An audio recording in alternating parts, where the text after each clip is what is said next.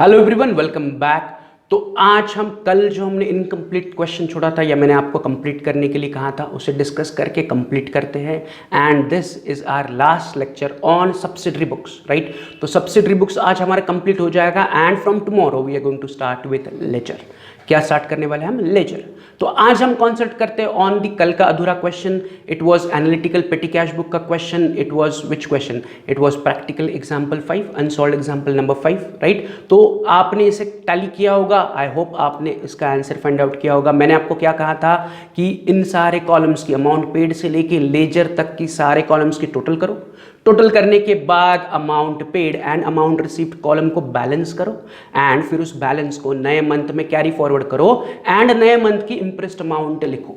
अगर आपने किया होगा तो जस्ट आपका आंसर और मेरा आंसर क्रॉस चेक करते। If it is same then very good. अगर नहीं है तो चेक करो कि कहां पर आपका गलत हो रहा है। तो let's start with the totalling. तो पहले मैं स्टार्ट कर रहा हूं total of amount paid column. तो अमाउंट पेड में जितने भी आइटम्स हैं उनकी टोटल आ रही है 1055। कितनी टोटल आ रही है? 1055। क्रॉस चेक करो आपका भी 1055 है या नहीं, राइट। फिर अगला कॉलम है प्रिंटिंग एंड स्टेशनरी। 3 एंट्रीज है उसमें, उन तीनों की टोटल आ रही है 330। तो मैं नीचे भी लिख रहा हूं 330। जो टोटल आ रही है नीचे लिख रहा हूं बस, राइट। जो लाइन ऑलरेडी हमने ड्रॉ की है टू राइट द टोटल, वहां पर मैं अमाउंट लिख रहा हूं 330। अगला कॉलम है ट्रैवलिंग एंड कन्वेंस। उसमें भी 3 अमाउंट्स है, टोटल आ रही है 95। तो टोटल तीनों की एडिशन इज 95। मैं नीचे टोटल लिख रहा हूं 95।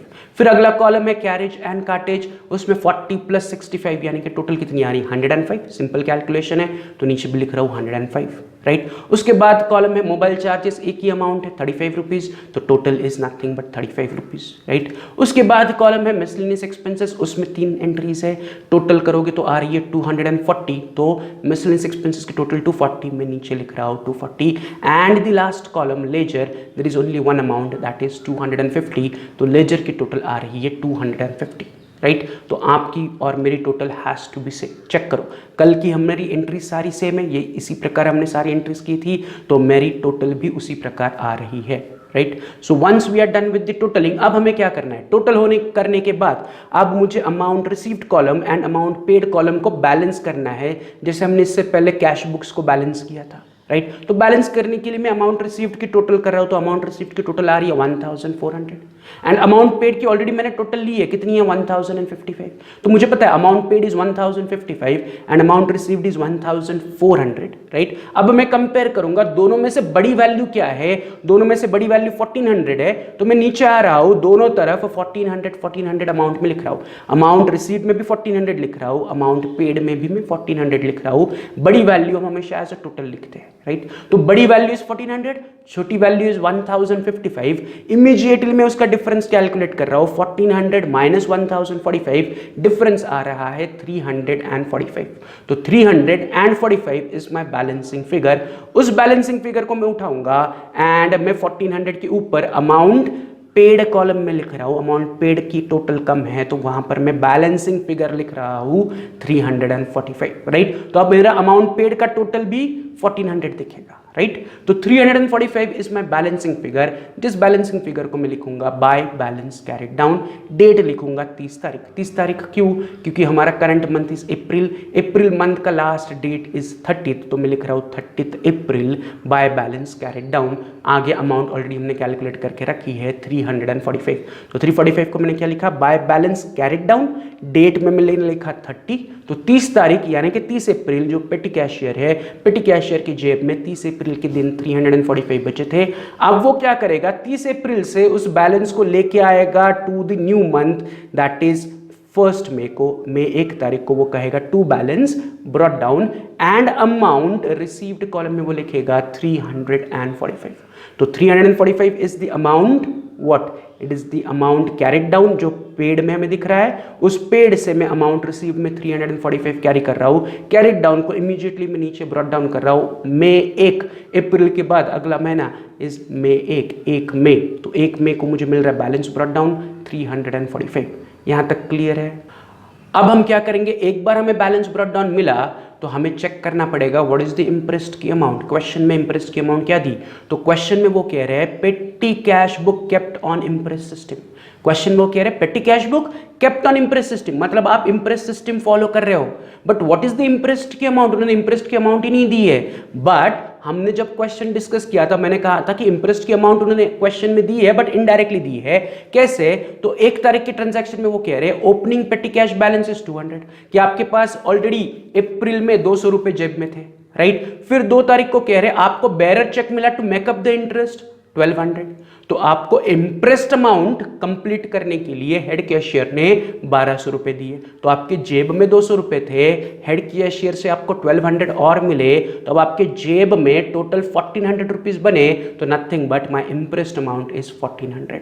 इन दोनों को ऐड करके मुझे इंप्रेस्ड अमाउंट मिली। वो कह रहे आपके जेब में 200 थे, इंप्रेस्ड को पूरा करने के लिए आपको 1200 रुपए मिले, तो 200 प्लस 1200 आपकी इंप्रेस्ड अमाउंट इज 1400।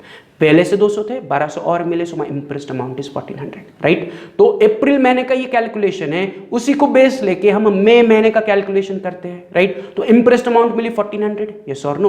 अब आउट ऑफ 1400 मई मंथ में मेरे जेब में केवल 345 है, सो 1400 मेरे पास इंप्रेस्ड अमाउंट होनी चाहिए। बीइंग अ पेटी कैशियर मेरे जेब में 1400 रुपए होने चाहिए, यस और no.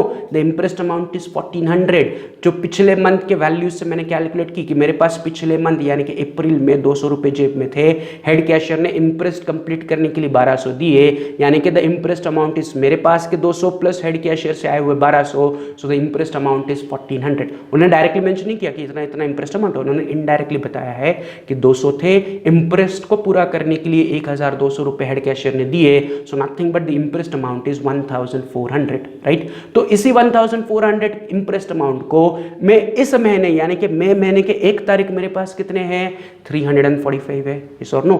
Amount balance brought down कितना है 345, तो मई महीने की शुरुआत में मेरे जेब में है 345।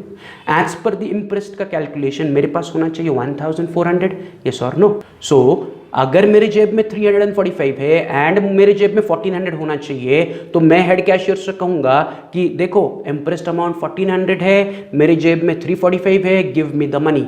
1400 इंप्रेस्ड पूरा करने के लिए गिव मी द मनी, तो कितना, तो मैं यहाँ पर कैलकुलेट कर रहा हूँ amount to be receive from head cashier. 1400 मेरे पास होना चाहिए, इंप्रेस्ड अमाउंट 1400, मेरे जेब में 1400 होना चाहिए, माइनस मेरे जेब में है केवल 345, तो 1400 माइनस 345 मैं पेटी कैशियर एज अ पेटी कैशियर हेड कैशियर को कहूंगा 1055 रुपीज दो।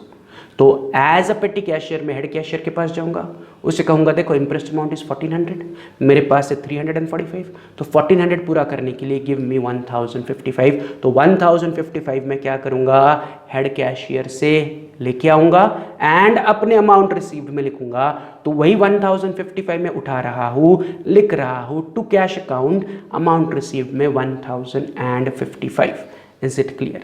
तो मैंने क्या किया 1055 हेड कैशियर से लिया एंड अमाउंट रिसीव्ड कॉलम में लिख लिया। Is it clear? राइट, यहाँ तक क्लियर है। तो क्या हुआ, नए मंथ में मैंने बैलेंस लिखा, मैंने इंप्रेस्ड का अमाउंट कैलकुलेट किया एंड उसकी एंट्री दे दी। तो यहाँ पर हमारा last question on petty cash book complete हुआ। So we done with this question, practical 5 complete हुआ। तो आपका भी आंसर यही होना चाहिए। Is it clear? तो we are done with subsidiary books, right. तो यहाँ पर हमारा आज का लेक्चर और ये चैप्टर भी कंप्लीट हुआ, बट आगे जाने से पहले मैं आपको जाते जाते एक छोटा सा होमवर्क दे रहा हूँ। लेकिन उस होमवर्क को देने से पहले मैं चाहता हूँ कि आप वीडियो को पॉज करो एंड इमीडिएटली अपनी अपनी टेक्स्ट बुक बाहर निकालो। तो मैं 2 मिनट का टाइम दे रहा हूँ, वीडियो को पॉज करो and take out your text book. तो पॉज द वीडियो।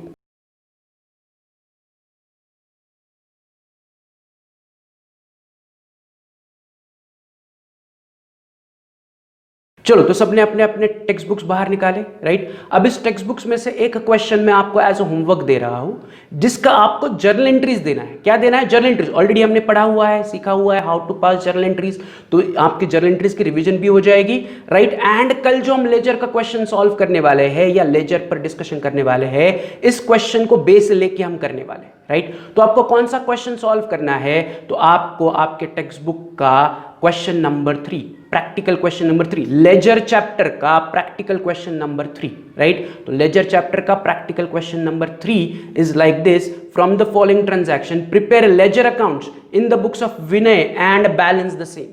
तो आपको विनय के लेजर अकाउंट्स बनाने हैं। बट अगर आपको याद है जब हमने अकाउंटिंग की शुरुआत की थी तो मैंने आपको प्रोसेस ऑफ अकाउंटिंग बताया था कि प्रोसेस ऑफ अकाउंटिंग की शुरुआत होगी विद जर्नल, फिर जर्नल को बेस लेके हम बनाएंगे लेजर, यस और नो।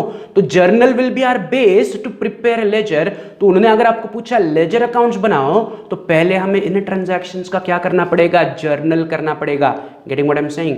तो यही मैं आपको आज होमवर्क के लिए दे रहा हूं कि जो विनय है उनकी इन ट्रांजैक्शंस का 1 तारीख से लेके 31 तारीख, जनवरी 1 से लेके जनवरी 31 तक की जितनी भी ट्रांजैक्शंस है उसका आपको जर्नल एंट्री देना है, राइट? ये क्लियर है, सबको होना ही चाहिए। तो देखो, simple transaction, started business with cash, cash के साथ बिजनेस की शुरुआत की, तो जर्नल एंट्री सिंपल है, सोचो जर्नल एंट्री दो। 6 तारीख bought goods from Vikas, Vikas से गुड्स खरीदे, तो इसका भी एंट्री सिंपल है, परचेस किया, राइट, एंड विकास से किया है, फॉर कैश नहीं बताया है। Sold goods to Bhushan, Bhushan को गुड्स बेचे, राइट। फिर 12 तारीख paid to Vikas on account, Vikas को पैसे दिए। 19 तारीख received on account from Bhushan, Bhushan से पैसे आए।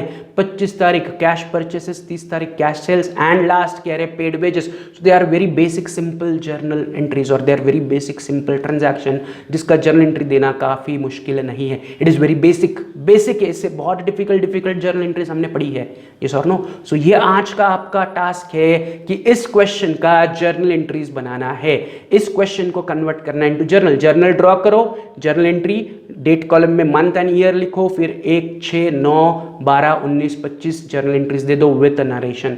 सो ये कल आने के बाद मैं जर्नल एंट्रीज डिस्कस नहीं करूंगा, मैं डायरेक्टली जर्नल एंट्रीज का सॉल्यूशन डिस्प्ले करूंगा एंड उस जर्नल एंट्री से हम फिर लेजर कैसे ड्रॉ करते हैं, लेजर में पोस्टिंग कैसे करते हैं, उसे हम पढ़ेंगे। Is it clear, right?